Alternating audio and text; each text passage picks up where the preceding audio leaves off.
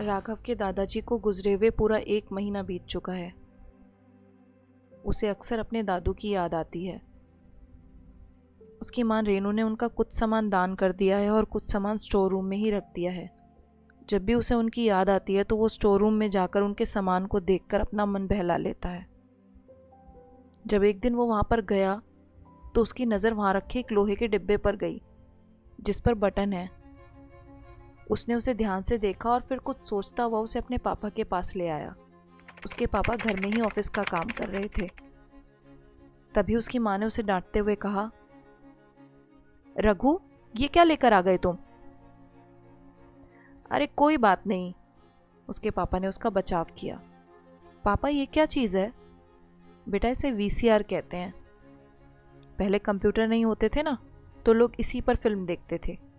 पर पापा, वो कैसे? पहले कैसेट आती थी, लोग इसमें कैसेट डालकर टीवी पर फिल्म देखते थे।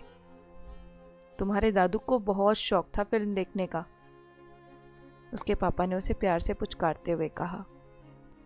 अब तो राघव को भी वीसीआर पर फिल्म देखने का मन करने लग गया और वो ये सोचकर वापस स्टोर रूम में गया कि ज़रूर वहाँ पर कोई ना कोई कैसेट मिल ही जाएगी। और ढूंढने पर उसे बहुत सारी कैसेट दिखी। ज़्यादातर कैसेट हॉरर फिल्मों की हैं और उसे भी डरावनी फिल्में बहुत पसंद हैं। इसलिए उसने सोचा कि वो इस संडे अपने दोस्तों को भी फिल्म देखने के लिए बुलाएगा। और जब वो स्कूल गया तो उसने मोनू और राहुल से बात की। दोनों मान गए। मोनू ने कहा, तेरे मम्मी पापा डांटेंगे तो नहीं? अरे नहीं यार, इस संडे तो वो किसी के घर जा रहे हैं, तभी तो मैं तुम दोनों को बुला रहा हूँ। आराम से पार्टी करेंगे और फिल्म देखेंगे।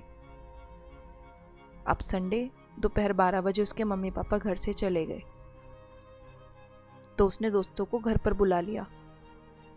उसने पहले ही वहाँ ड्राइंग रूम में वीसीआर रख दिया था और दोस्तों के आने पर वो उन्हें बहुत सारी कैसेट्स दिखाने लग गया। मोनू ने एक कैसेट देखते हुए कहा, भाई, ये वाली फिल्म देखते हैं। दोनों मान गए, मगर तभी राहुल की नज़र दूसरी कैसेट पर गई जिस पर लिखा है, पूरी फिल्म मत देखना। अब तो तीनों के दिमाग में खलबली मच गई। हालांकि मोनू को फिल्म देखते हुए डर लग रहा है, मगर राहुल और राघव तो झट से फिल्म लगाकर देखने बैठ गए। फिल्म एक भूतनी पर है जो लोगों के घर जाकर उन्हें खा जाती है। डर तो तीनों को लग रहा है, मगर मोनू तो कांपता ही जा रहा था। उसने डरते हुए कहा, भाई, मैं तो घर जा रहा हूँ, मैं नहीं देख सकता। और इस फिल्म पर चेतावनी भी लिखी थी ना, इसे मत देखना। दोनों ने उसे रोकते हुए कहा, भाई कुछ नहीं होगा। पर वो नहीं माना और सीधे घर चला गया। अब राघव और राहुल ने पूरी फिल्म देखी। फिर दोनों ने पिज़्ज़ा खाया, कोल्ड ड्रिंक पी और जाते हुए राहुल ने कहा, यार मोनू तो डरपोक निकला, एक फिल्म से डर गया। अब उसके मम्मी पापा भी घर आ गए और रात को जब वो सो रहे थे तो राघव को अजीब और दिल दहला देने वाली आवाज़ें सुनाई दी। वो डरता हुआ अपने मम्मी पापा के कमरे में गया और उनसे लिपट कर सो गया। अगले दिन फिर वही आवाज़ें, और अब इस बार तो उसे लगा कि कोई उसकी चादर खींच रहा है। वो जोर से चिल्लाया।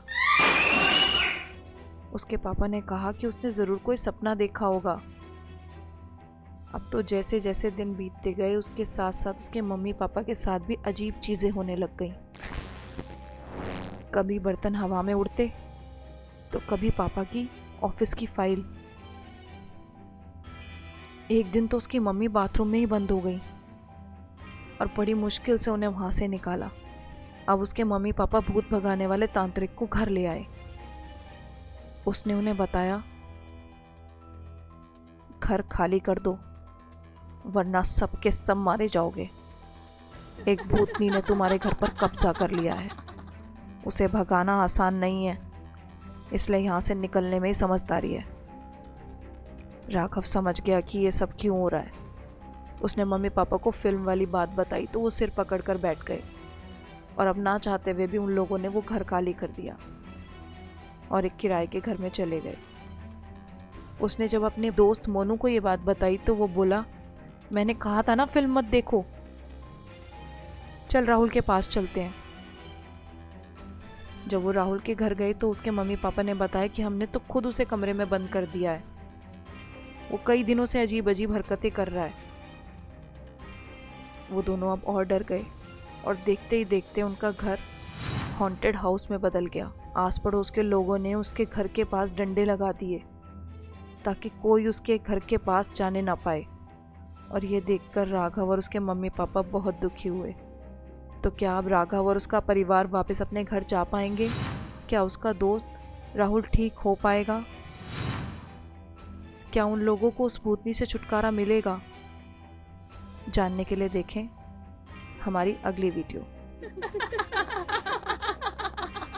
हे viewers, thank you for watching my story. I hope आप लोग को स्टोरी बहुत पसंद आई होगी, और अगर आपको मेरी स्टोरी पसंद आई है तो प्लीज़ कमेंट सेक्शंस में ज़रूर बताएं। मैं हर वीक कोशिश करूंगी आपके साथ में एक नई स्टोरी शेयर करने की, तो please motivate me with your comments, liking and subscribing. Thank you for watching. Good bye.